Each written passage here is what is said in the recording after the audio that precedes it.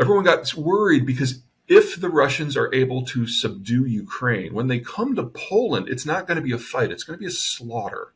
NATO forces versus Russia, you're talking about casualty ratios in excess of 100 to 1,000 to 1. I mean, it'll be a blowout. And in that scenario, the Russians will use nukes. So the decision was made early that any weapons system that the Ukrainians can prove that they can operate and maintain, very important detail, maintain, they can have.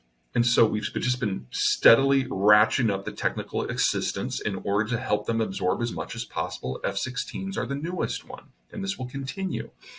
Because as long as we keep the fight in Ukraine, then we don't have to worry about a general nuclear exchange over Poland or Romania or Latvia or now Finland. The risk moving forward, and I don't think we're going to reach this year, is let's say the Ukrainians are wildly successful and they manage to get the Russians out of all of their territory inside, including Crimea. That doesn't stop the war. The Russians will keep pushing until they can't. Now that they've paid the price for a war but gotten none of the benefits, they can't back down now. It would lead to government disintegration. Russia usually faces revolutions when it's defeated in a war, which means that Ukraine has to cross the border into Russia to break up the logistical capacity of the Russians to launch the war in the first place. And at a minimum, that means neutralizing Belgorod and Rostov-on-Don. And now if you've got Ukrainian forces crossing the border, all of a sudden the nuclear question comes back into play from a defensive point of view. So we are only at the very beginning of this conflict. I got to admit, I am shocked at how well the Ukrainians have done. I've never been so happy to be wrong. I was convinced that this was all going to be wrapped up in under a year. But the Russians can't back down. And in the end of the day, if the Ukrainians are great, they have to push forward. So this is going to become a broader conflict one way or another. And that introduces a lot of wild cards that we're not ready for, and I'm not sure we can. Well, let's start with the offensive issue. The problem with predicting what's going to happen with this war is for the Ukrainians, they're doing everything for the first time. So they repelled an assault for the first time using irregular forces. They launched an infantry-heavy assault on Kharkiv for the first time. They're now getting ready to do a combined arms for the first time. We have no track record here to draw from.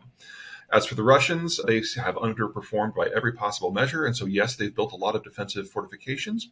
But if their defensive fortifications were built like their military was planned, well, then they're probably not worth anything. So we just don't know. As for the Chinese, I don't think so. I think we'd have to have a pretty sharp change in circumstance for the Chinese to even consider getting involved. They know that if they provide lethal aid, that will flip the Europeans from being neutral to hostile. And we're actually kind of edging in that direction already. It's really only the Germans and the French who are still kind of towing the line that we need to have a constructive partnership with the Chinese. Weapons would shift that completely. The Germans really have bellied up to the bar over the course of the last 6 months, and they're in it to win it now. That doesn't mean that the Chinese can't provide some assistance. There's non-lethal aid that is already flowing, and more importantly are the semiconductors that can come up and help the Russians finish some of the weapons that they used to rely on off-the-shelf technology from the West, which I always thought was, from a security point of view, really, really, really dumb. But, globalization has done some strange things. So the Chinese are now the primary vehicle for getting that sort of help in. And that is really important. If there was some way to lock that off, it would really hurt the Russians in terms of missiles and especially optics on things like tanks. But for now, those flows are there. Providing more than that risks a rupture. And in today's environment, when the Chinese are under pressure from so many different angles, someone targeting trade directly would probably be enough to push them over the edge. Yeah, I'm afraid that the green transition in its current form is a horrible idea. The technology really just isn't ready. Solar panels and wind turbines are great if you're in places that are sunny or windy, but that's not where 85% of the world's population lives. And in most places, especially places like Moscow or Berlin or Paris or New York or Toronto, if you put up solar panels, you're never going to generate enough electricity to pay down the carbon debt that it took to build them in the first place. Just leave the economics to the side. The carbon side is a disaster. But there's a broader problem here, and that's we won't be able to build the stuff in the first place. If we really do want to decarbonize and hit net zero, then by the year 2030, we need 2 to 3 times as much copper and 10 times as much nickel and 18 times as much lithium and on and on and on and on. Humanity has never doubled the volume of any industrial material that was already in use in a 10-year period. And now we have to do this for 11 different materials and a lot more than doubling? No, can't be done. Now, there's enough out there for the United States, but that would require the United States conquering Congo and taking a big bite out of northern Russia and parts of northern China and South Africa. That's probably not going to happen. We just need a new technological breakthrough in material science before we do this at scale. So I'm concerned that a lot of what we're doing right now is wasting capital and increasing our carbon footprint in the name of reducing our carbon footprint. Let's start by saying that when it comes to international institutions, they only have as much power as their member states give them. And that makes them fairly truncated. They're talk shops, that's useful, but they're not into governance in any meaningful way. The institution that's going to be most important moving forward is the US Federal Reserve. We're entering a world where most of the major countries don't have enough young people to consume. And what is monetary policy if not the ability to regulate consumption? So we have exited the last period of synchronized global consumption-led growth. We'll never have that again because there aren't enough people.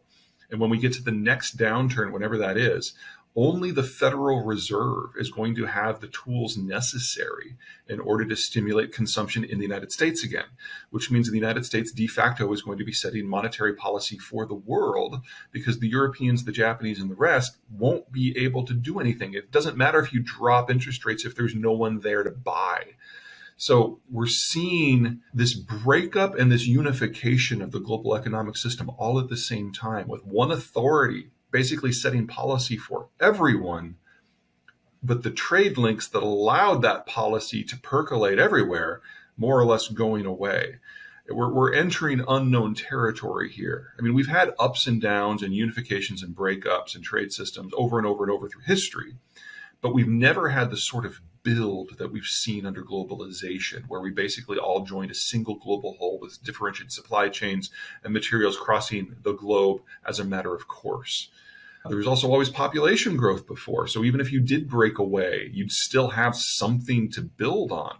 We don't have that. If we do have a degree of breakup, there are places that have more going for them than others. One of the big things about globalization is the United States basically declared that geography doesn't matter, that we'll take care of security. You can access our market and everyone else's market as long as you side with us against the Soviets. And that created the global system. You break that down, and geography matters again because you're going to have to do a lot of it